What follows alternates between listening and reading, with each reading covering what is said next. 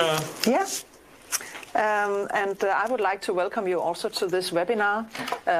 We actually think that our webinar has a really good timing because Corona, or COVID-19 as it's called, seems to be picking up again. So all the crisis management we went through in the spring, and which we perhaps thought, well, it's over after the nice summer we had, we actually may have to get back into this crisis mode or crisis management mode.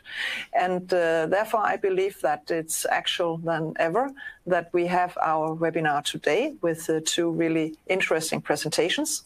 And I think we are ready to say very much welcome to George, who is working in PwC in the UK, and who will tell us a little bit about what has changed with COVID-19 from a UK perspective. So welcome to George. Thank you, Hella. Good afternoon, everybody. I'm hoping you can hear me. Here I am in my new office. That's been my office for 6 months, and what a pleasant office experience it's been for me, as it's been for everybody else. It's curious, isn't it, that if a year ago you spoke to and talked to a bank CEO and you told them that the biggest disruption to their business was going to come from a global pandemic, they would have thought that you'd actually been indulging too much in science fiction. Of course, The Economist magazine from time to time warned us all of the impact of a global pandemic. But look what happened to SARS. It just never happened. And yet here we are. From something that seemed to happen in Wuhan almost 12 months ago, everybody in the world has been impacted by this virus. It's also exposed the ability of our banks to be able to respond quickly, not only in responding to government policy, to extending credit to firms, but also in terms of alleviating the impact of the pandemic on us as individuals, either in terms of payment holidays or in keeping their branches open. But it's also tested the ability of banks to actually stand up infrastructure, either in terms of ensuring that their contact centers remain open, that traders are able to continue to work if they're working from home, but also in terms of their ability to be a little bit more agile in terms of how they work and what they do. You know, branch managers now are routing calls and taking calls from people that phone up the contact center, for example. All these things seem to be activities or changes or transformations of infrastructure that banks themselves 6-12 months ago would never have thought that it could be able to achieve. So clearly the pandemic has had a big impact in terms of testing the resilience, but more importantly, the ability to change. And then secondly, to think through about how that translates into the interaction with the customer. So what I'd like to do, once my slides are up and I can see them, is be able to share with you some observations in terms of the context for the impact of COVID-19 in the UK and how banks have been responding, but also looking forward, the challenges that remain to them as the way that banks engage with customers has now been transformed in the UK. And I want to, and as a context, in terms of digitization and online banking, although there is some progress in the UK, I don't think it's as advanced as it has been in Scandinavia. I can't see the slide tab. Where is it? Now we're going to have to work out where the slides are. They're on your top of the screen. There's a slides tab. Ah, here we go. I found them. Thank you very much. The screen is too big for my actual laptop screen, so I can't see everything on it. So I apologize, everybody. Anyway, right. Just a few seconds on the landscape. So COVID-19 has had a significant impact on the economy of the UK. It feels a little bit surreal that, GDP reduces by 20% and it just washes off our back. Nothing significant, fundamental. You've got nearly 1 in 4 UK, basically 1 in 10 UK workers now furloughed. Essentially, they're being paid by the government not to work. That scheme was extended today, and essentially the government is going to be paying up to 80% of around 10 million people's wage. There's been a tremendous amount of credit made available to ensure that the economy continues to function. And yet, enough. And don't forget, the UK also has another impending economic shock, which is Brexit, which will happen on the 31st of December 2020, when that will also have a significant economic impact. And during this time, the mantra from the regulator to the banks, is to maintain service to customers, maintain extending credit to their business customers, and to ensure that their retail customers are not impacted by this crisis. That has meant primarily being open and accessible, but also in terms of extending payment holidays. The payment holidays, means that you don't have to necessarily pay the interest that you owe on your credit card or on your mortgage. Now, that doesn't mean you never have to repay it. It means that you have deferred the time you have to repay it. But for some customers, they may have thought that they've avoided paying it rather than actually deferring the interest and actually making their loan principal larger. And so we believe that there is potentially a challenge for banks, which is they would have to try and somehow to agree with each of these customers how they're going to recover the amount of money that has been deferred.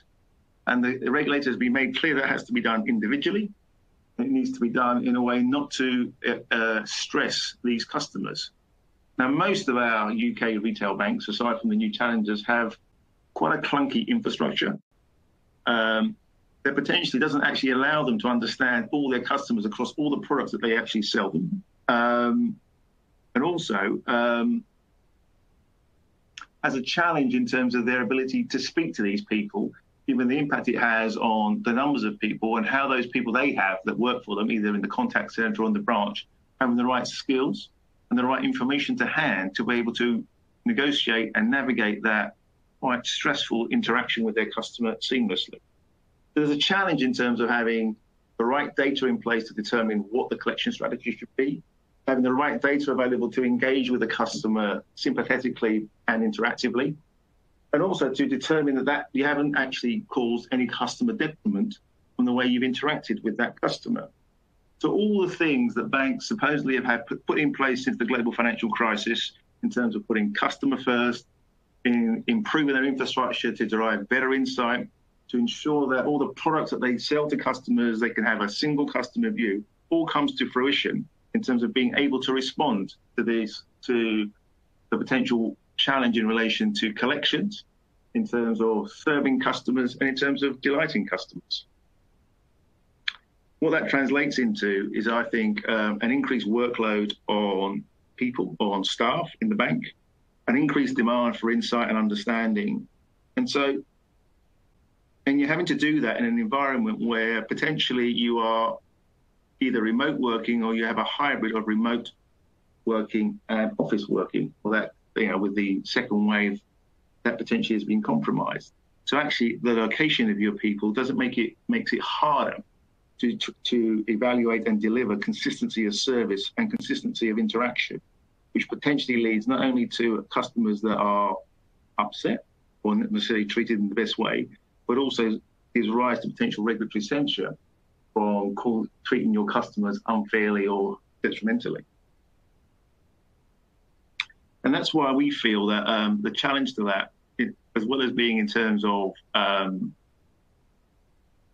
improving ways of working and looking at staff productivity, and potentially thinking about how you augment capacity in your contact center, given that you may potentially do not have enough people in there at the moment, partly because they might be not well, partly because they feel unable to work because of the impact of COVID-19 on them or on their families, means that there is a challenge to think through, if you like, what you need to have in place in order to continue to deliver service in a way that is not detrimental to the bank in terms of its reputation, but also not detrimental to the customer in terms of their experience of the service and their understanding as to why things are being presented to them in the way that they are. So strategy, technology, staff productivity, augmenting capacity, but these are just standard things. Every organisation thinks about this whenever it's trying to improve what it does and how it does it. So what's going to be different, or what's different because of this pandemic? I think the key challenge, I think, has been in the UK at least, is that the channels through which you would actually think through and engage with your customers are changing. One of the biggest banks in the UK, the average age of their customers is 57.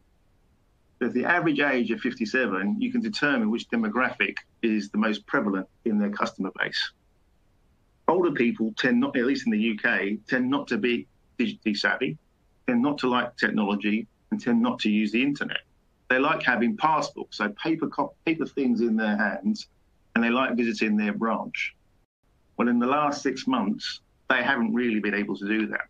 Partly because most of them have had to stay at home, partly because those branches have not necessarily been open all the time, and partly because that's the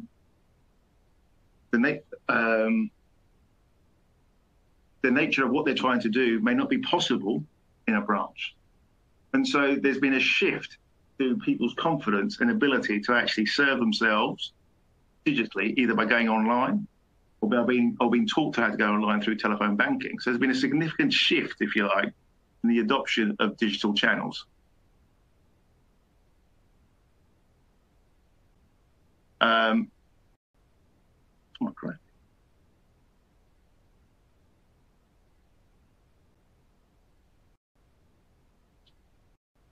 Sorry, I'm trying to find some stats where I just can't seem to find. Sorry about this. Here we are. Although this might seem obvious that in a time when access to physical locations and physical buildings is hard, it's stark because for the last 5-10 years, most consultancy firms have been encouraging banks to switch to digital transformation, switch to digital channels. Well, the impact of COVID-19, at least in the UK, is that is now a permanent feature how you service customers. If I service customers digitally, that experience needs to be as good as what it is if I go into a bank branch, as if I'm talking to a human being.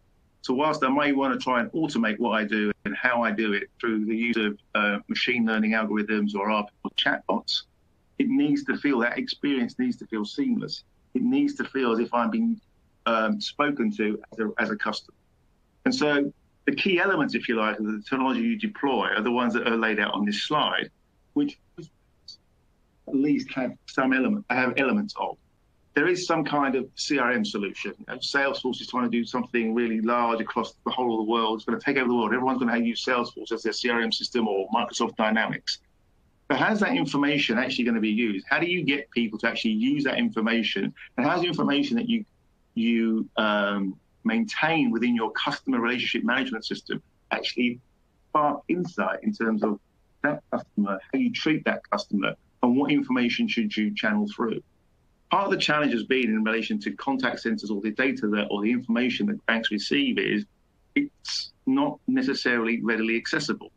So if you have a telephony infrastructure that supports your contact center, most banks would have compressed those audio files to such an extent to save cost.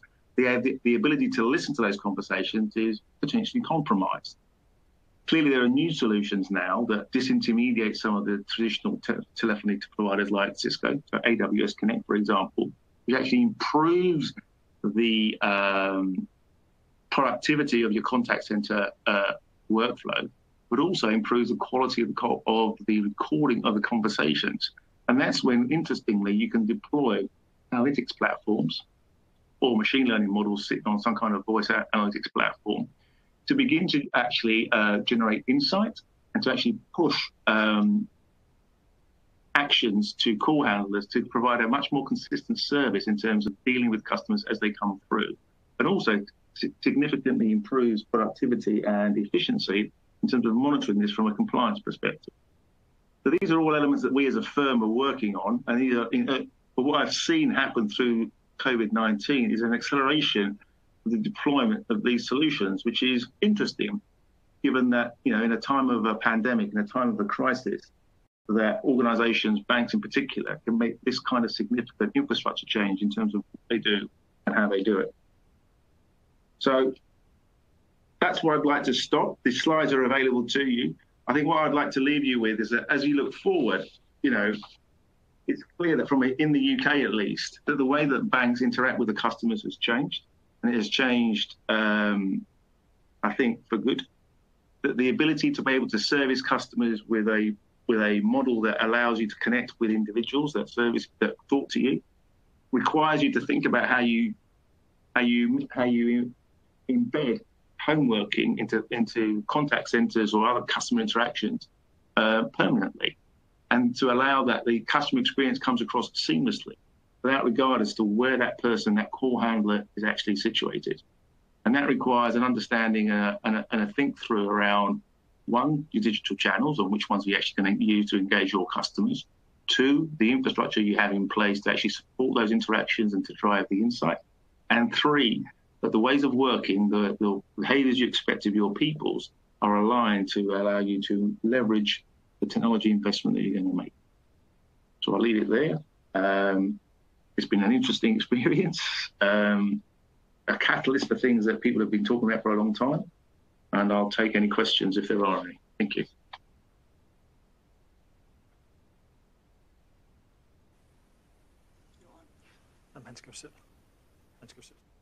Yeah.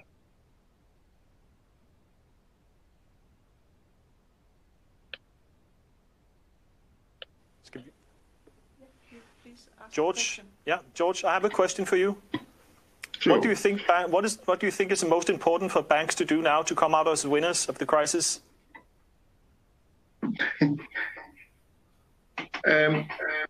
It's clear that there's a fad around customer centricity.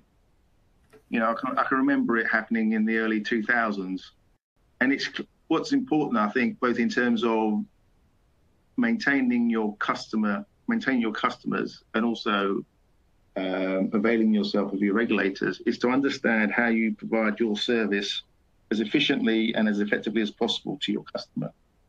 So actually, it's the ability to engage with customers systematically and fruitfully that will determine the winners from the losers. And for some organizations, that might be an investment in infrastructure. For others, it might be an investment in how bank employees engage with their customers. So it's idiosyncratic to each institution. Thank you. I have another question in case there are no questions. I have another question. What do you think the biggest challenge is for the contact centers, for instance? I think the biggest challenge in contact centers, I think you have to decide what your contact center is there to do, and what you're going to use it for. So, is it just a route through which telephone conversations are directed, and you try and deal with the call as quickly, as efficiently as possible? Is it a place where high risk things are directed? So once you've worked out how you're going to use it, then it's about how you deliver that service systematically to the customer. And I think that's where the use of an infrastructure that allows you to access the data that is pulled through, as in conversations that are had, and the ability to interrogate that information for insight that is then routed back to the call handler, that for me is what will drive an improvement in productivity, but more importantly, an improvement in the customer experience through contact. Thank you. Do you think the banks were sufficiently prepared for this? Of course they weren't. But so it's quite interesting, isn't it? Because, you think about an investment bank that's based in London, did all the people on the trading floor think that they were going to be working from their homes 6 months? No. They thought it was going to be 2 or 3 weeks and then they would go back into the office. So actually the contingency planning was not great. But actually, because as they realized how pervasive and how long this was going to happen, all the infrastructure was put in place very, very quickly. So, it's quite interesting in terms of how quickly and how agile most banks responded to the crisis. The real issue now, I suppose, is how pervasive the change has been. One major UK bank basically installed AWS Connect in 3 months, had 18,000 people plugged into it. So it's unbelievable in terms of the scale of change that banks can do when the pressure's on, rather than the multi-year, 3-year program that never finishes in more normal circumstances. But that might just be an outlier in terms of the ability to respond. But most bank management teams that I speak to have been pleasantly surprised about how able they have been, how agile they have been in responding to the crisis and maintaining customer experience. Thank you. I have another question. How have the regulators been working with the banks to handle this? It's quite interesting. So the regulators have made clear that there's no need to change regulation. So there was some relaxation of solvency requirements, and also the need to submit reports. But in terms of what has been paramount and front and center is the customer. So any bank that thinks they can make more money through the crisis, that's not a good outcome. And the customer, and particularly those that are deemed to be vulnerable. So there's a piece of regulation in the UK around vulnerable, which means are customers more likely to have been stressed or impacted by certain circumstances, either personal or business. And it's clear that what the regulator is expecting is that those customers are put first, and the bank does everything it can to ensure that those customers remain solvent and are not stressed by the impact of COVID-19. And so there's no need for regulation or new regulation. It's just an expectation that you put the customer first. So don't worry about your profits. Thank you. Another question. Do you think that banks are very much, of course, also focused on the regulatory transformation, making sure that they comply with all the different regulations? Do you think the regulators have softened up or given them a little bit of space to face the challenge that they have in relation to COVID-19? I think the attention of supervisors, at least in the UK, has switched away from, they basically deferred looking at regulatory compliance in detail and more focused on ensuring that customer detriment is being mitigated, and also working through the impacts or running through the impacts on the resilience of banks if, for example, in the UK went into negative interest rates. But they're being very clear that's a deferral. There's a big issue in the UK around regulatory reporting, and no bank can actually report its regulatory requirements completely and accurately. And there will be a series of investigations next year when they can. But fundamentally, it's around keeping the lights on, and ensuring customers have a sufficient credit to carry on living comfortably. Thank you. And the last question, do you think the customers will revert to their old habits once this is over?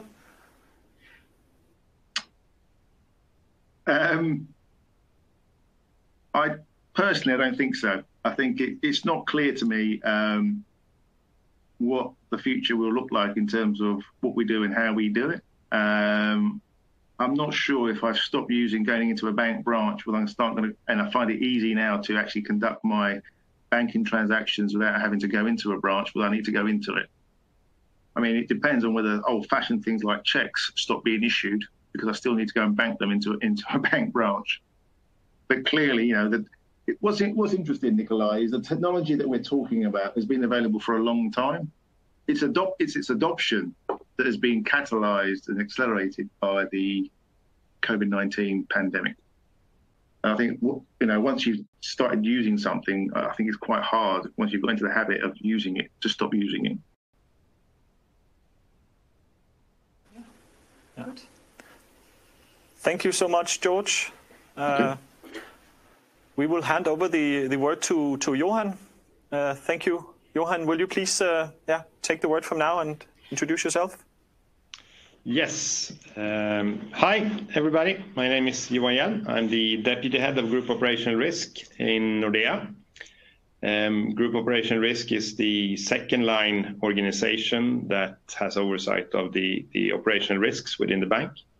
And we are represented in all our home markets, basically, so all the Nordic countries, as well as Poland.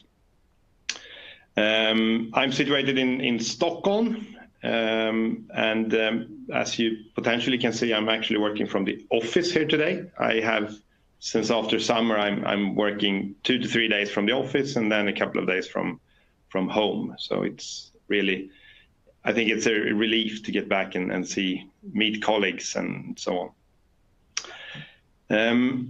Now I'm going to have to try to move the slides here. Bear with me, sorry. There, now, good.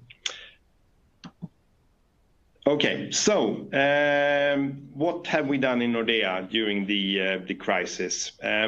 Personally, I've spent quite a lot of time with this topic. I've been managing our efforts within Nordea, within the second line in op risk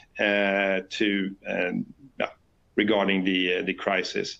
And that is, I'm going to share a bit of my experiences from that here. So I will be focusing on the op risk part basically here.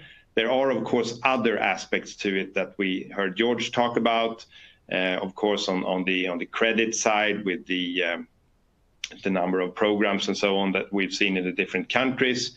I will not touch upon those. I will focus on the operational risk part.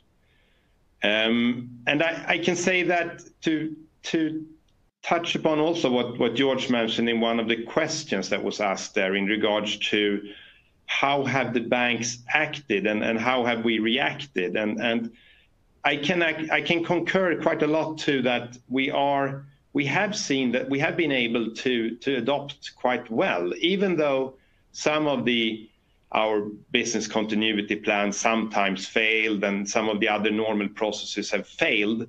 But we've had staff that have adopted quite well and have taken own initiative and solved the problem and adopted basically to the situation on the ground.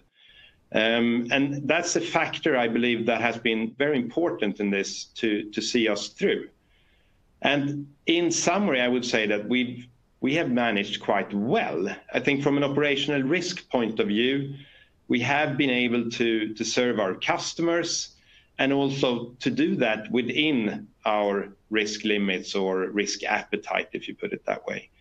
Of course, we have had to close a number of branch offices from now and then, I would say, not all the time. We've tried to deal with it as good as we can to open up early for some of the people in the risk groups, for them to come in, and also that we have been able to manage by adopting and by actually taking our own initiatives. In many of the cases, we've seen that the local branch manager in northern Norway, for example, came up with a solution that this is how we can do in order to serve our customers, the ones that needs to come into the office.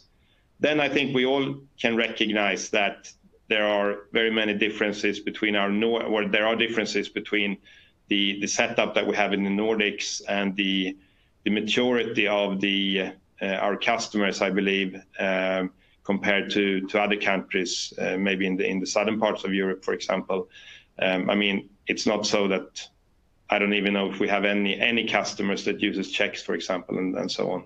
We probably have some, but you can count them on one hand almost. So of course, maybe from that perspective, it has been a little bit easier. But I would say actually that we have been managing quite well. That's the very short summary.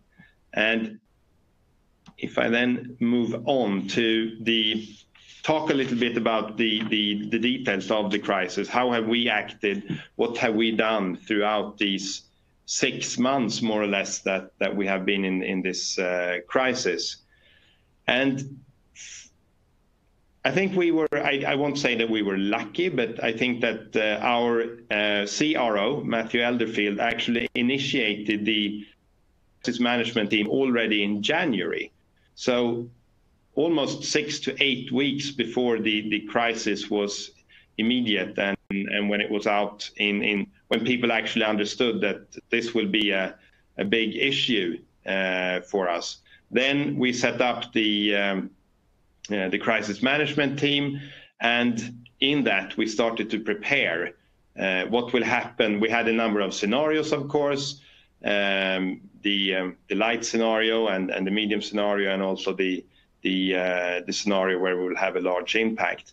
And I think that the scenario with the large impact was even, the real situation were even more critical than that.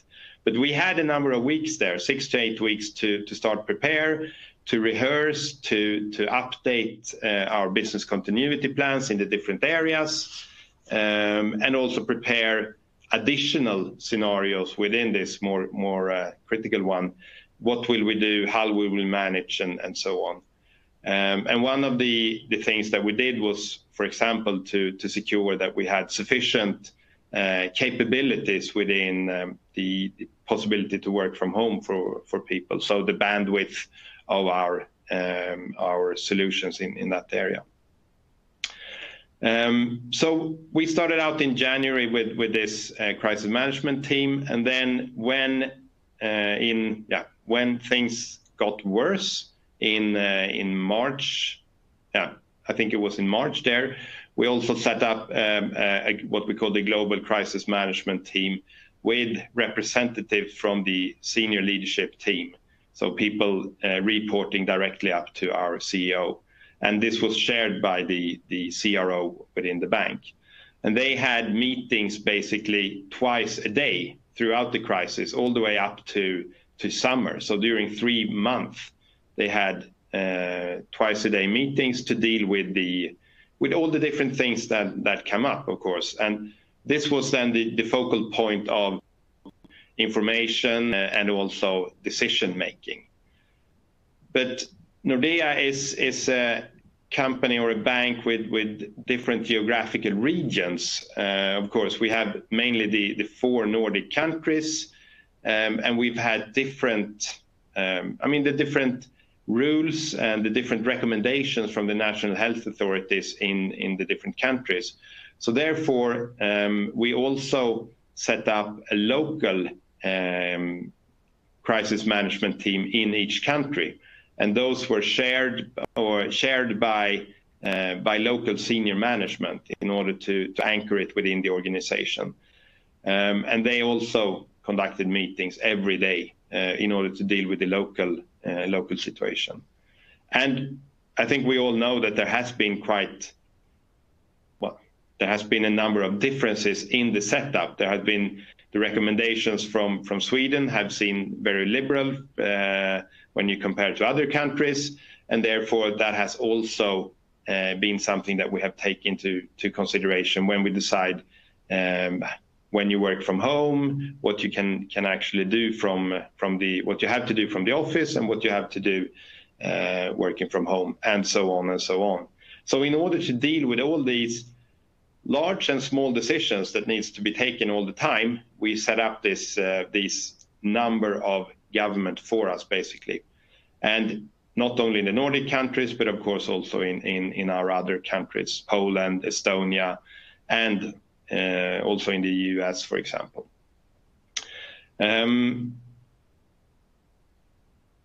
Let's move on. Let's see. And remote working has been one of the areas where, at least from an operational risk point of view, we have been impacted quite materially. And we have had quite large percent of our staff working from home, both the front office staff in different areas, but also the central units. It is still so that we have a large amount of people working from home or continuing to work from home, but we're also starting to return, or after summer, basically, we started to return. We did see some challenges, even though I mentioned that we started to prepare already from January, but we did see some challenges in the beginning in regards to, for example, the capacity with our technical solutions in order to allow people to work remotely and so on. And I think that basically we were able to, early in the crisis, to expand our capabilities for remote working tenfold. We never had to send people back, basically, that if you go into the office, work from home and then see that, well, the systems are too slow, so you had to go back. We never had to do that. We were able to manage okay in the beginning, and after a couple of weeks, I would say that we managed really well. From an operational risk point of view, we, of course, early on identified that people need to work from home. We need to uphold our services to the customers and all other mandatory processes that we have in the bank. We never actually closed down any material services, I would say, towards the customer or any of the material processes that we have internally in the bank. Of course, we had some challenges at some point in time, but we were able to manage quite well in that. When it comes to processes that we normally, before the crisis, I would say, were quite, where we had internal rules that, okay, you need to sit in the office in order to perform these tasks.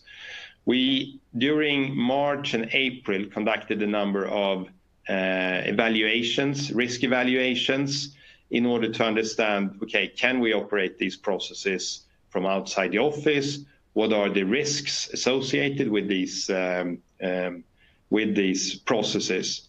Mainly in regards to information security, of course. How can we still uphold our security level in regards to this aspect, but also from a fraud perspective, and to some extent also physical security, because our staff can, of course, be threatened if people know that they sit home and work and do certain things and so on. So there were a number of aspects that we took into consideration in order to secure that we can actually have these processes up and running, also with material parts of our staff working from remote.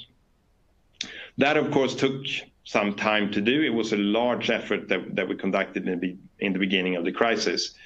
What we then also did that we improved those risk assessments throughout the crisis. So it was an incremental activity. In the beginning, of course, we needed to act quite fast or quickly in order to uphold our services. And then when we were basically over the first wave of risk assessment, then we almost directly started with a second wave to more in-depth validate our own risk assessments that we did earlier on. And the result of this was that we classified processes and applications in different buckets, things that we can do remotely in the crisis situation, I would say, because everything that we have done is to evaluate this in the crisis mode. We have, back then at least, we did not evaluate all the different applications and processes from a BAU situation, meaning after the crisis. So I will come back to that in the end of my presentation here. What are we doing now for the forward-looking ways of working, basically? So we classified all the processes and applications and came up with things that we could do from the office, could do from home, and things that we must retain within the security sphere of the office, so to say. Things that we decided to keep inside was, for example, the markets trading. We never let people sit home and perform trading. And then there are other examples, both things that we continued to do in the office and things that we actually let people do from home. In addition, we also launched a quite comprehensive security awareness program. It is, of course, a challenge to have thousands of people working from remote. Many of them had not been allowed to work from remote earlier on. So it was a little bit like they also had to practice to work. It was a new experience, I would say, for them to work from home. So we had an extensive information security program. We had everything from sessions that they could attend, tips and tricks working from home, to banners on the intranet. We had a mandatory landing page when you log into your computer and you sit remote. Then the landing page has a number of information security banners, meaning that small messages that think about this, think about that, that changes all the time, every second day, I think it was, in order for people to actually pay attention to those and after a week just disregard them. So we believe that has been quite successful. Then it's of course very hard to measure if people read this and if they act accordingly. But it has been, when we asked people, we had what we call the people pulse, so a survey where we all ask all the people in the bank different people-related questions, HR-related questions, and in June or July, end June, we asked them questions about all the staff, basically about their experience on if they are new to working from home and how they see it, and also asking questions about how do you see that the bank has managed throughout the crisis. And I would say we had surprisingly good results from our staff on that. They were quite happy with how we have acted, or how the bank, they and us and we together have acted throughout the crisis, and things have worked quite well, I would say. But in summary, we still have people working from home. We don't have as many people working from home as we had before, but it's still so that a number of those processes that we had the risk evaluation on earlier on, those we have concluded now that we can continue with them, and we are doing so. And as we all know, the many of the national health authorities in the Nordic countries still recommend that we should work from home if we can. And I can say that in Nordea, many of our processes we can run from home. Of course, I mean, when I say that we've done a number of risk assessments and so on, it's not only to assess the actual risk in it. We have added on a number of controls, with both preventive and controls in order to secure that the control environment is strengthened, but also detective controls, of course, to see that nothing bad, so to say, is going on. So it has also been a little bit of a improvement of our internal control environment, so to say.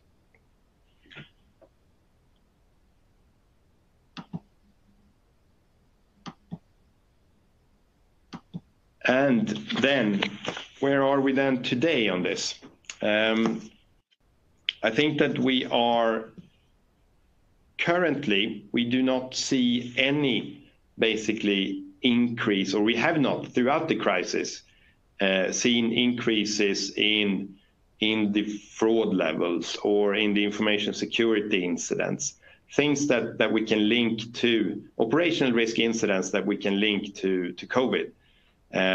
It went down rather dramatically when COVID, in the beginning of the COVID crisis, but then it has gone up some, but fairly stable throughout the crisis.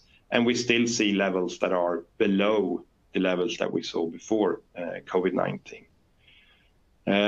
We, as many of the other banks, of course, had challenges when we had the close down of India. But we've been able to restore the services out of India quite well through different alternative solutions when needed and so on. But we're at the level now when the capabilities out of India are stable and we're able to operate as normal, basically. We still have a significant part of our staff working from home in all countries, I would say, throughout also, all the Nordic countries, in Poland and so on and so on. And it works quite well. We've had people return to the office. Mainly, I would say that if we look at the situation for example, in Denmark, where people did return. We encouraged people to return to the office after summer, but then due to the situation locally there, and also the national health authorities there, we had to ask people to remain at home and work from home due to the changed situation. We also see now that the latest development in Oslo forces us to keep people working from home basically in there. I think it's basically in Stockholm where we have most people returning to office-based work. And as I said in the beginning, I think it works really well, and it's really good to be a few days a week, be back in the office and meet colleagues here as I sit in Stockholm. And of course, we do, as we operate on the local markets, we of course follow what the national health authorities, the recommendations from them. In regards to looking forward a little bit,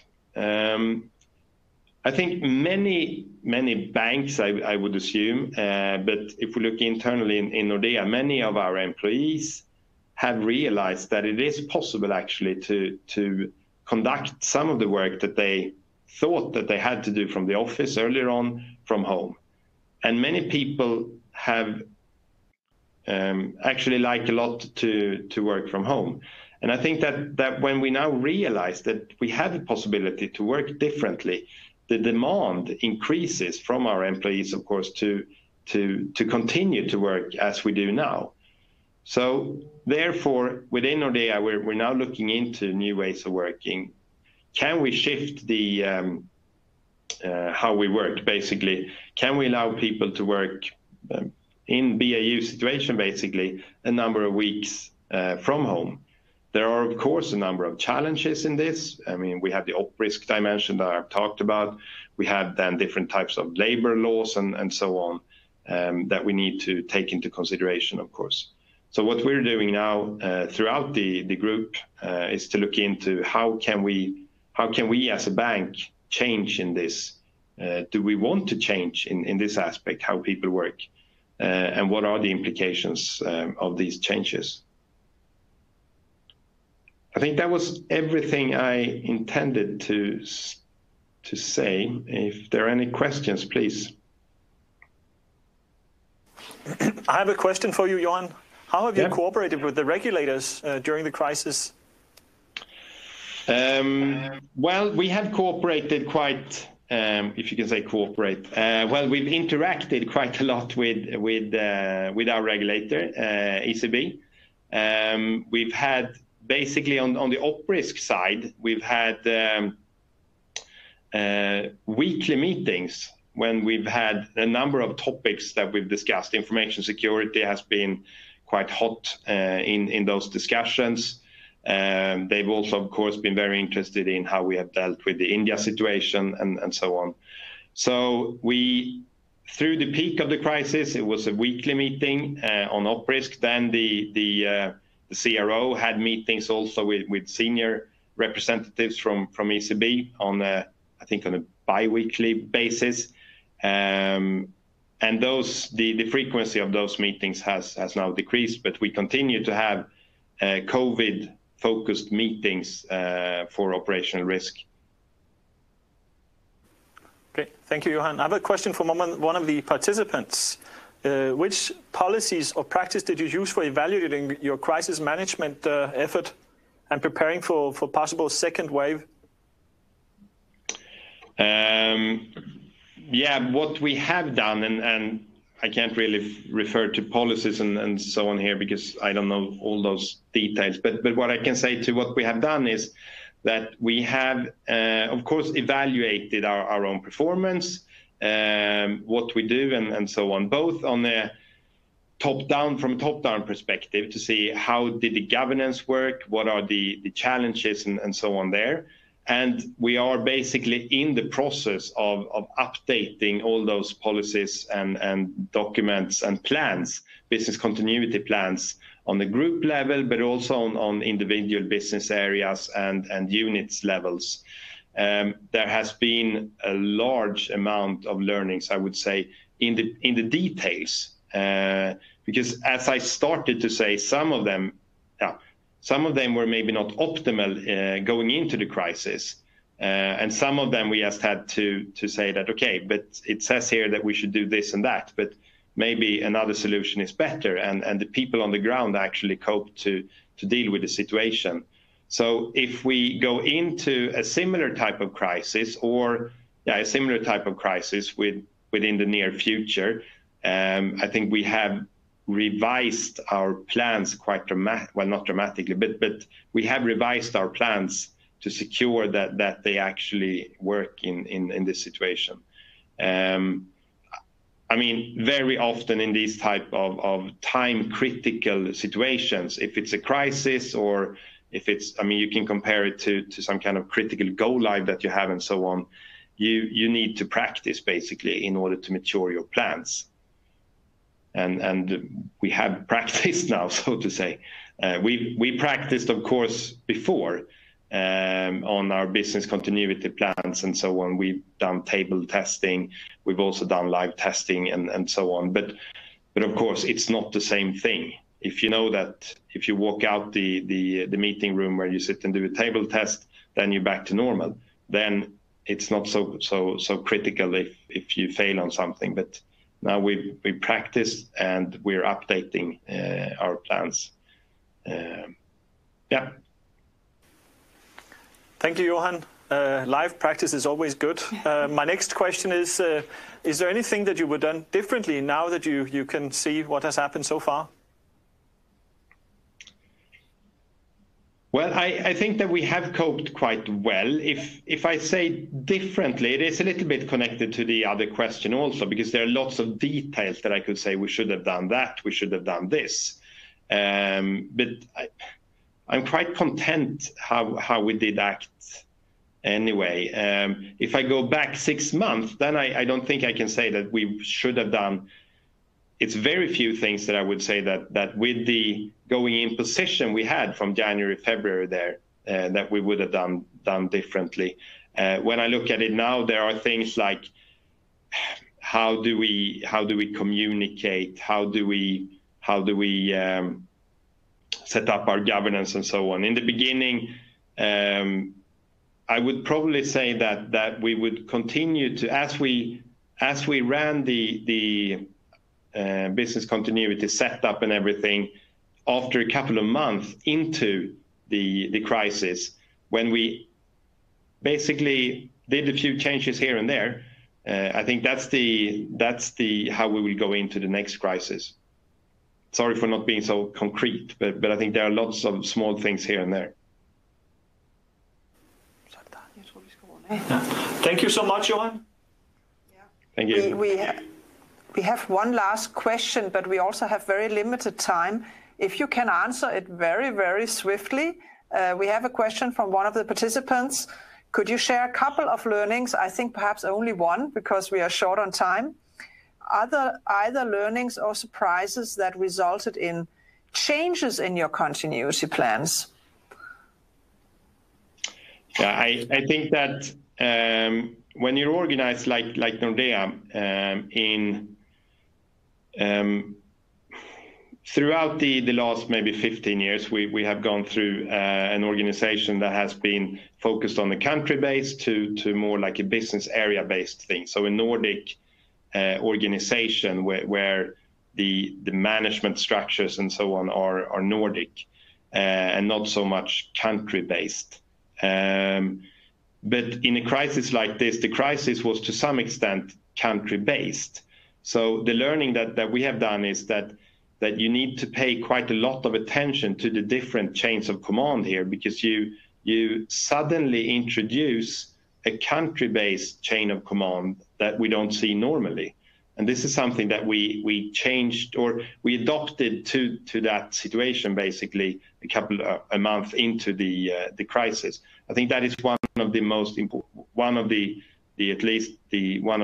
important learnings that we've seen. Thank you very much. I just want to round up based on the two presentations we had. So George, he really spoke about also what we can call the forced behavioral change, where we have seen this journey towards technological solutions going much, much faster. So basically, COVID-19 turned into an accelerator. And what is really important is, of course, now that we are remote with our customers, is do we need to find new ways of engaging, making sure that we actually are close to our customers. And also, I thought it was really interesting to hear how swiftly the financial sector has been able to adapt and also to implement a crisis infrastructure, which perhaps was not in place before COVID. And what I thought was really interesting about Nordea and Johan's presentation is also the one you mentioned, how people took responsibility and that people actually were innovative. Okay, how can we actually solve this? And the fact perhaps that the Nordic region has more mature customers than other regions. If we move a little bit more south, we are already pretty digital in the Nordic region. And then what is really a key learning is the early prevention. So you actually already started your crisis management in January, which is quite impressive, developed scenarios. And even though some of the scenarios were not even close to the actual situation, it was helpful. And I thought the last thing you mentioned here with the country deviations, really interesting. It requires that you rethink your plans because now the country dimension suddenly is important and has a meaning. And then perhaps the very last thing, that the devil is in the details, as always. So I believe there may still be work ahead. So Nicolai and I, we would like to thank you, both of you speakers, a lot for your good presentations. Thank you for the questions. And hopefully we could welcome you another time to another topic. And if you have some topics you would like us to talk about, don't be shy. Send us an email. Thank you. Thank you.